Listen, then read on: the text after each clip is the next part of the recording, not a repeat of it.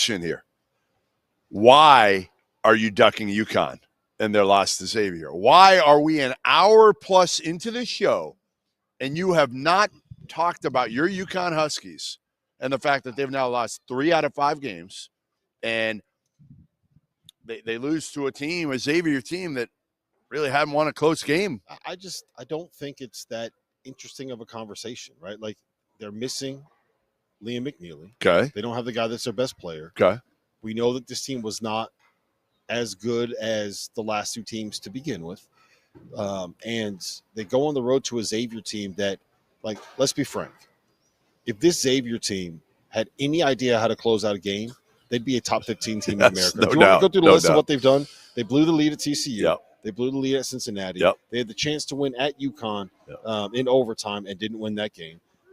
Without Fremantle, that game. game. Yeah, they had the chance to beat Marquette at home, and Brian O'Connell decided that tripping is now legal in college basketball. And then they were at St. John's and they blew a 16-point. Like, this Xavier team, to me, is one of those teams that is going to probably get into the tournament at, like, as a 10 seed or an 11 seed. And this is on me. That is is on Dagan. This is on me. This is my fault for letting it get this far.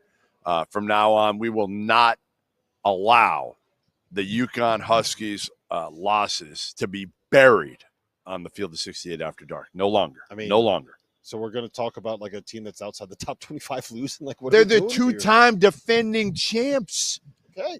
What was everybody talking about today? Dan Hurley on ESPN on game day. He was. Right. What else do you have to add? The PR firm was defending them. What else do you They've have to been retained. What else do you have to add? Like, what is there to say? Well, I agree. Really I think when you get when they get Liam McNeely back, then we'll have a better evaluation of them. The question is, will they be able to flip it back? Will they be able to, with Liam McNeely, be a true threat? Or are they a first weekend casualty no matter what? I mean, they're going to end up being like a 6 or a 7 seed, right?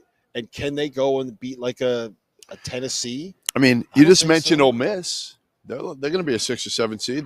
Why did you mention them ahead of UConn?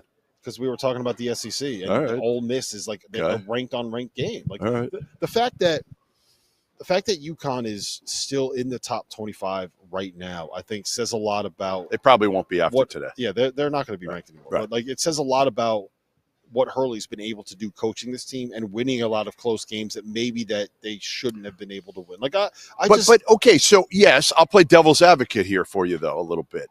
He's kept these guys in the program and tried to develop a lot of them, right? Jalen Stewart, one of them, right? Mm-hmm. I mean, some of these guys, Solo Ball has developed, but some of these other guys probably haven't developed as. I mean, Diarra has been awesome again, way better than I thought.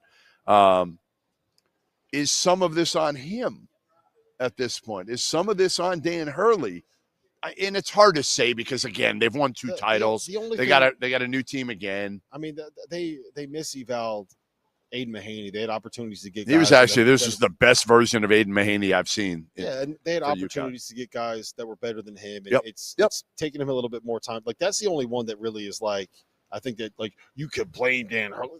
No, man. Like, the bottom line is this: Liam McNeely is their best player. He is a 6'7".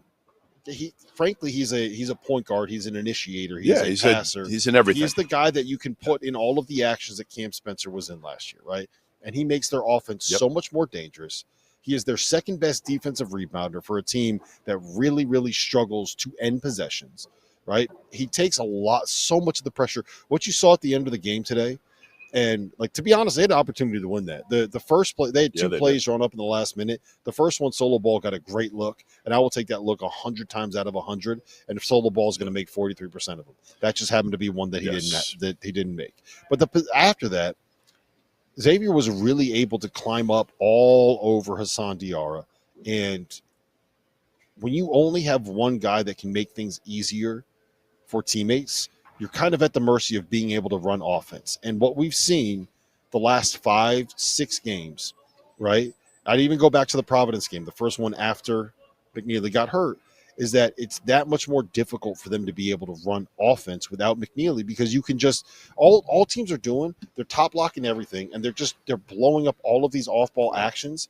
And one, UConn doesn't have the guys strong enough to be able to run through those defenses. And two, they don't have dudes that are able to like take advantage of a matchup the way that they did in the past. And I think that changes when Liam McNeely gets back. So UConn is there.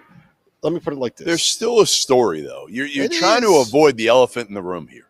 The elephant in the room is the two-time defending champs are still a story, really, especially if they lose. I'm not trying to avoid it. Like you did. You avoided it for an hour and 10 minutes. Do you know what the biggest story in college basketball is?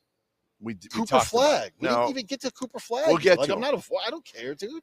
Like, I've seen UConn win 6 national championships in my life. You think I'm worried about them like being a 6 seed? I think you're rattled right now. I think you're rattled. I am the furthest. All right, let's talk about Cooper Flag. Let's talk about Duke.